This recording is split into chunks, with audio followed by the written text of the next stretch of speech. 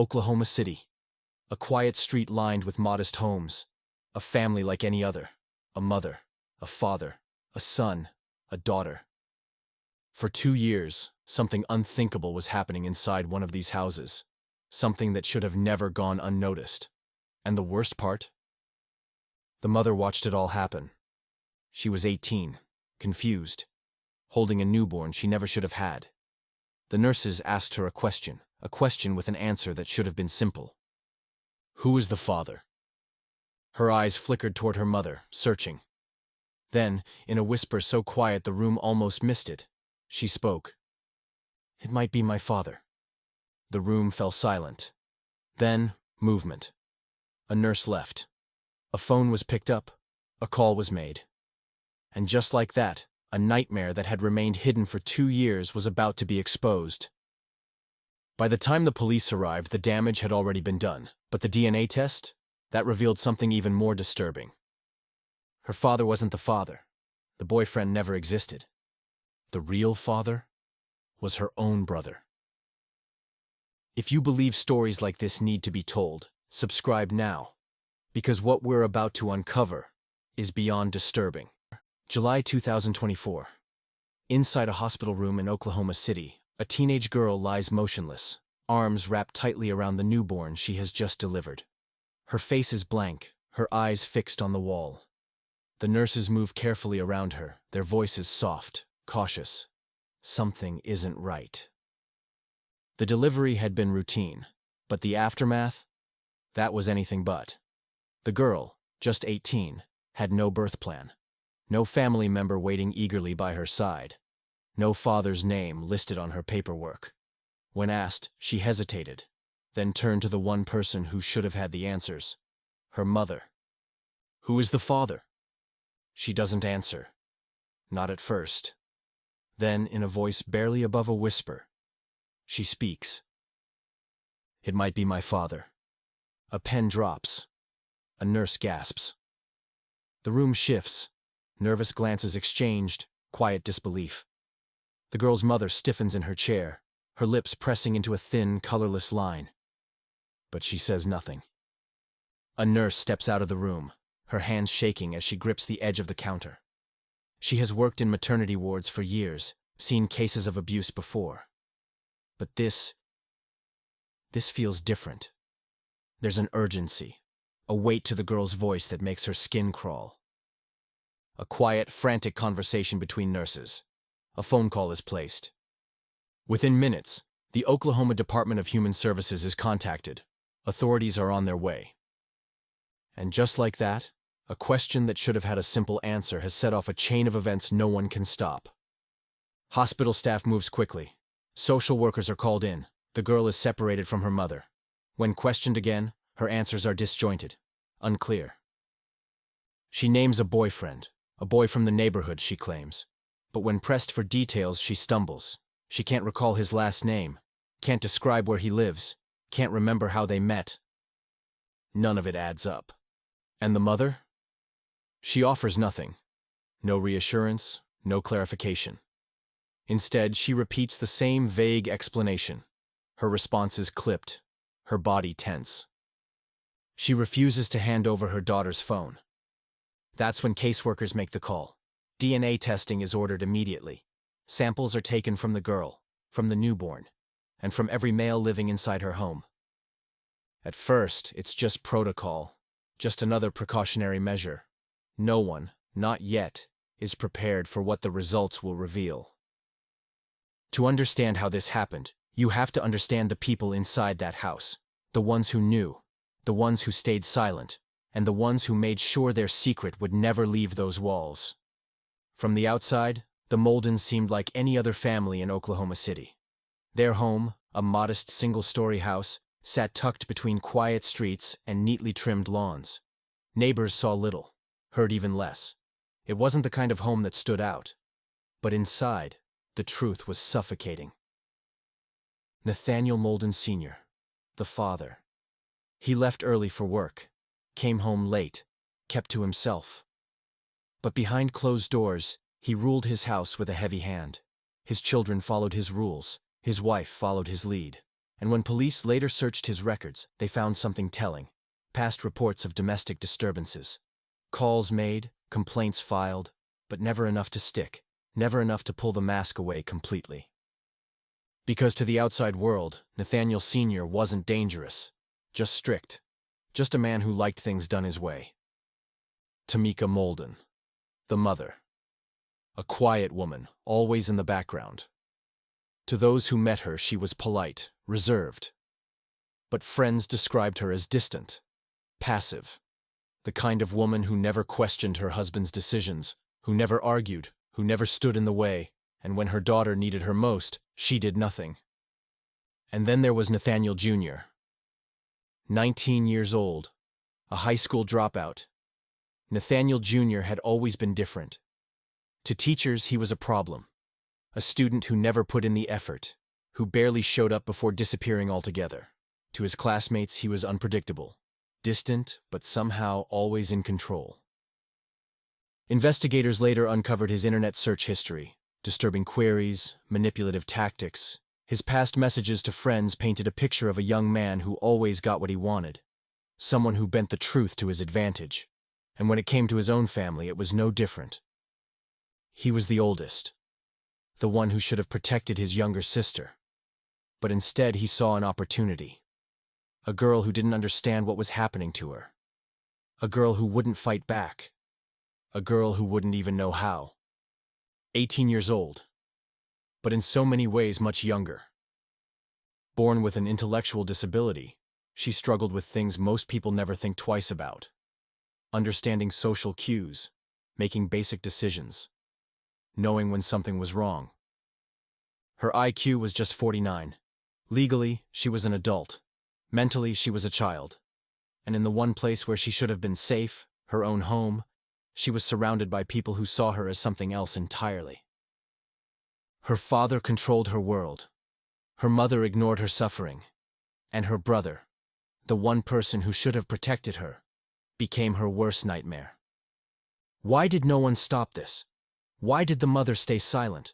Why did the father and son do this? Studies show that when abuse exists inside a home, it doesn't start all at once. It happens over time. It becomes routine. And the victim? She never even knew she had a choice. And by the time anyone realized what was happening, it was already too late. The test results arrived on a quiet afternoon. A manila envelope, sealed, delivered directly to hospital administration. A formality. At least, that's what they thought. A precaution to confirm the story they had been told. But as the papers were pulled from the envelope, as the numbers and percentages came into focus, the room grew quiet. One result stood out, a match, but not the one anyone had expected. The father listed on the form wasn't the father at all. The boyfriend? He didn't exist. The real father was her own brother. The lead nurse felt her stomach turn as she scanned the paper again. Her hands trembled. A caseworker sitting across from her blinked twice, then whispered, "No. That can't be right." Another nurse covered her mouth, her face pale. But the numbers didn't lie. Someone reached for the phone. No hesitation this time. A direct call to 911. Back in the hospital room, the girl sat motionless, still holding her newborn. She didn't understand the storm unraveling outside those walls. She didn't see the way the nurses looked at each other. She didn't hear the frantic whispers at the nurses' station. But her mother? She heard everything. A hospital official entered the room, their voice measured, their face unreadable. They asked Tamika Molden to step outside. Slowly, she stood. But as she walked past her daughter, past the tiny, fragile life in her arms, she never once looked back. She didn't ask what was wrong. She didn't demand to see the results. She didn't react at all. Less than 15 minutes after the call was placed, uniformed officers walked through the hospital doors. Their faces were unreadable, their movements controlled. But there was an energy now, a shift in the air. Because this wasn't just another investigation. This was something else entirely. One officer spoke to the nurse who had first placed the call. Another met with DHS caseworkers. And then, with a slow and deliberate step, a detective approached the hospital room. He placed his hand on the door handle, paused, exhaled. Inside, the girl was still cradling her newborn, eyes downcast.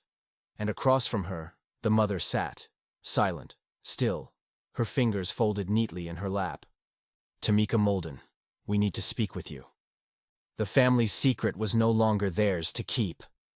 The house sat in silence, the kind that stretches just before something breaks. The blinds were drawn. No movement at the windows. But inside, they knew. They must have known. At exactly 5:47 a.m., law enforcement surrounded the Molden residence in Oklahoma City. Unmarked vehicles positioned at both ends of the street. A SWAT team stationed at the front and back doors. Flashlights cutting through the early morning haze. The lead officer approached the front door, his hand curled into a fist. "This is the police. Open the door." Inside, someone moved. A shadow crossed the window. The officers tensed. Another knock, louder this time. "Nathaniel Molden Jr., we have a warrant for your arrest. Open the door now." Still nothing, just silence. Then from inside, footsteps. Slow. Uneven. The sound of someone hesitating. Someone deciding what to do next. Too late. Officers flood inside. Weapons drawn. Voices sharp. Every corner of the house is checked. Every room cleared. Then, movement. Down the hallway, a bedroom door creaks open. Just slightly. Just enough. Inside, Nathaniel Jr. is awake now, blinking against the glare of a flashlight aimed directly at his face. He's disoriented, still half dreaming. But as the scene comes into focus, as the figures in tactical gear step toward him, reality slams into place. "Nathaniel Molden Jr., you are under arrest for incest and sexual assault." He shakes his head violently. His breath comes in sharp bursts. His voice cracks. "I didn't do nothing. Mama, tell them." The officers tighten their grip as he struggles, as panic claws its way up his throat. But across the room, his mother stands frozen, her face unreadable. Tamika Molden doesn't move. She doesn't speak. She doesn't even blink. She just watches. Nathaniel Jr. thrashes, tries to twist away. His voice is frantic now, rising in pitch. "Mama, say something, tell them." But she doesn't. She just grips the edge of the table. Her knuckles go white. Her lips part slightly, as if she might say something. But then, she closes them again. Nathaniel Jr. is dragged forward. His protests turn to pleading. "Please, please, I didn't mean—" But it doesn't matter. The officers don't stop.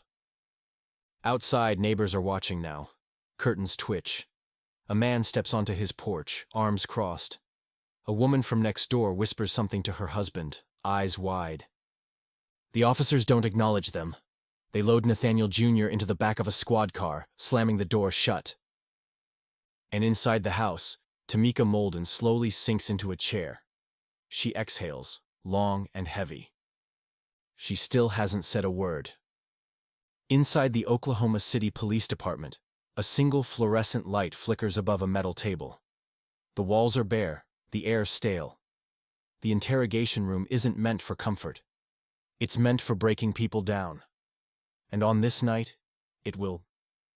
Nathaniel Molden Jr. sits across from the detective. His hands are cuffed to the table. He shifts in his chair, his knee bouncing beneath the metal restraints. His face is pale, his lips dry.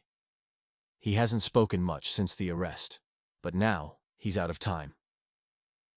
A file is dropped onto the table. The detective doesn't open it yet. Instead, he leans forward, elbows on the metal surface. "Tell me what happened, Nathaniel." "I don't know what you're talking about," he mutters. Inside, the DNA report. A single sheet of paper, cold, unforgiving. "This is yours," the detective says, tapping the page with a finger. "And this is the baby's." Nathaniel Jr. stares at the paper. His fingers twitch. A bead of sweat forms at his temple. Then his breathing changes, shallow, uneven. "She wanted it," he blurts out suddenly. His voice cracks. It wasn't like that. She has the IQ of a child, Nathaniel. I didn't mean to. The detective cuts him off. Didn't mean to what? Nathaniel Jr. looks away. He won't answer. But at this point, he doesn't need to. In another room, another confession is about to unfold. Nathaniel Molden Sr. sits across from two officers. His posture is rigid, his hands flat against the table. His expression is blank, too blank, the kind of empty that comes from years of hiding things. The detective doesn't waste time. Your son just gave himself up. What about you? I wasn't involved, he says flatly. It was him. That's interesting, he says, voice calm.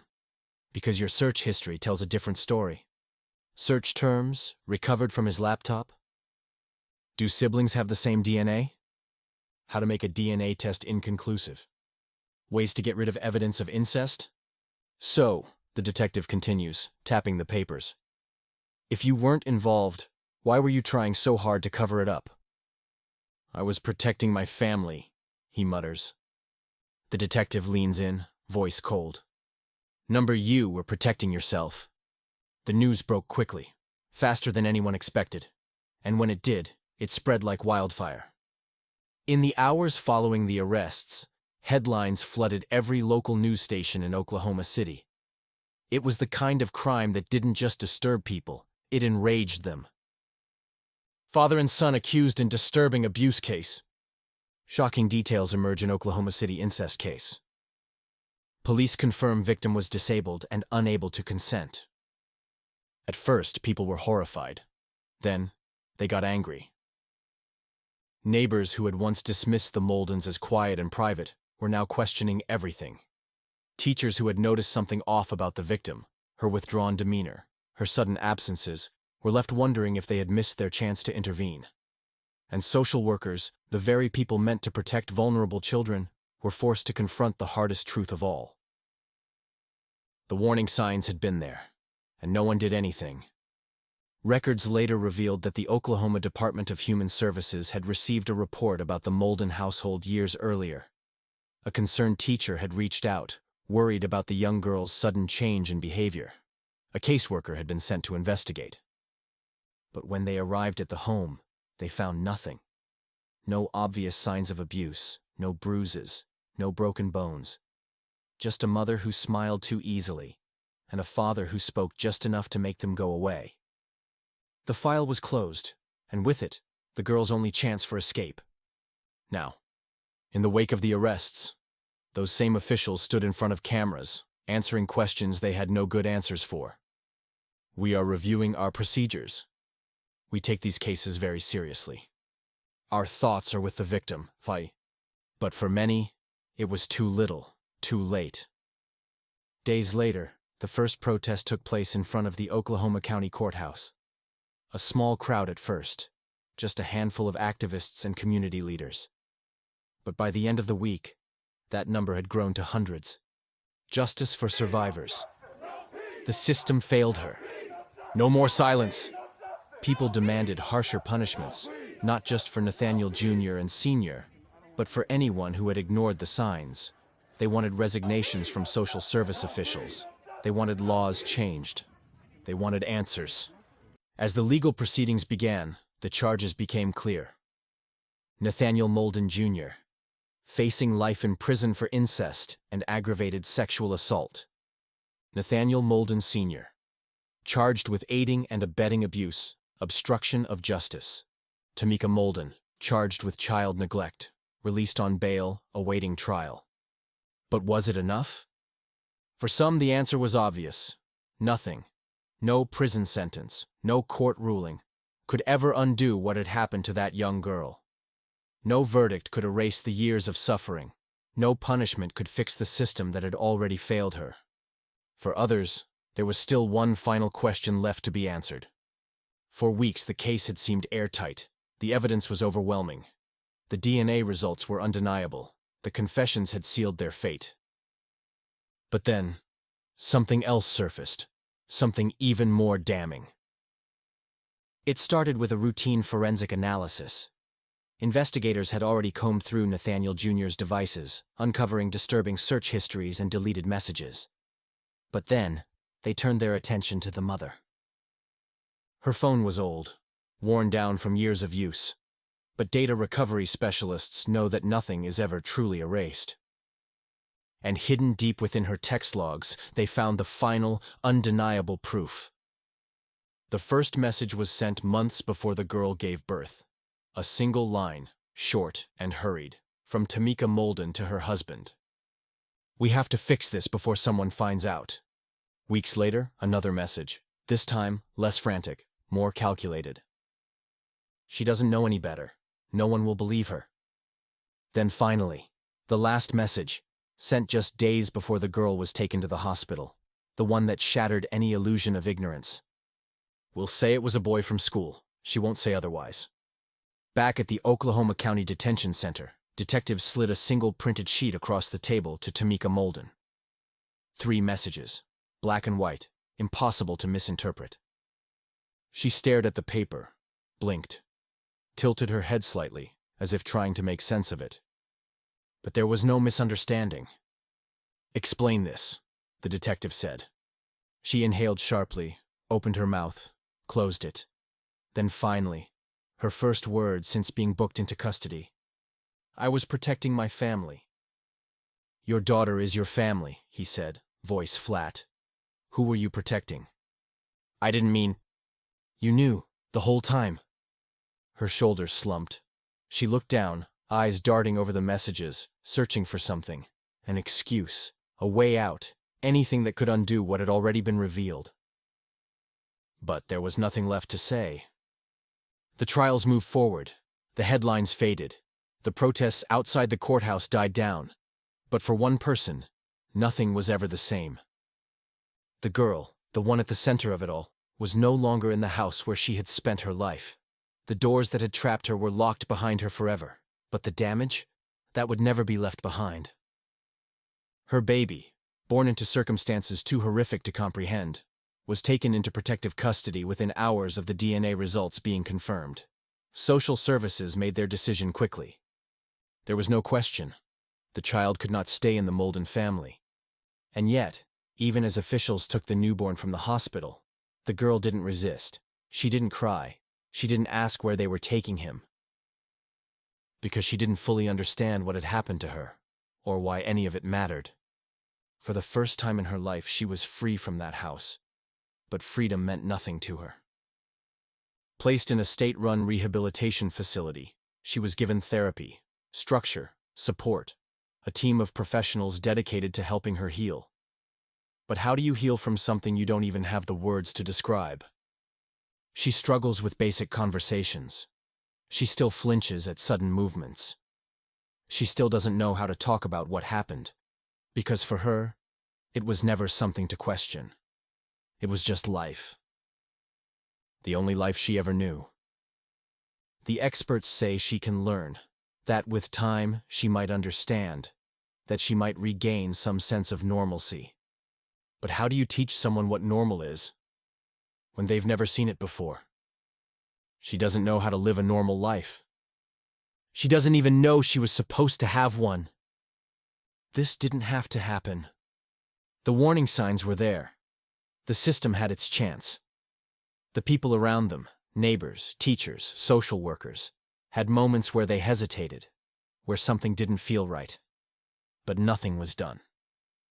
Because people assumed the worst couldn't be true, that a father wouldn't allow this, that a mother wouldn't cover for it, that a brother. But it was true. Neighbors admitted they had heard things. Shouting, arguments, a girl's muffled cries late at night. They told themselves it wasn't their business, that it was just a strict household, that if something were really wrong, someone else would do something. No one did. The report from social services had been filed years before. A teacher had seen the changes in her, had watched her become withdrawn, had noticed how she flinched at loud voices. They followed protocol. They did what they were supposed to do. But one home visit was all it took to erase the concerns. One conversation with a mother who knew exactly what to say. One signature on a report that was filed away and never looked at again. That's all it took to let this continue. For 2 more years. The legal system will decide the fates of Nathaniel Jr., Nathaniel Sr., and Tamika Molden. But there are some questions no judge can answer. How many others are out there right now, trapped in homes where no one is listening? How many families are hiding the same nightmare? And most importantly, the next time the signs appear, will someone finally speak up? Should the mother get the same sentence as her son? Should the father get life? Let us know below. If you think crimes like this should never be ignored, share this video. Subscribe for more real, raw, true crime cases, because these stories must be told.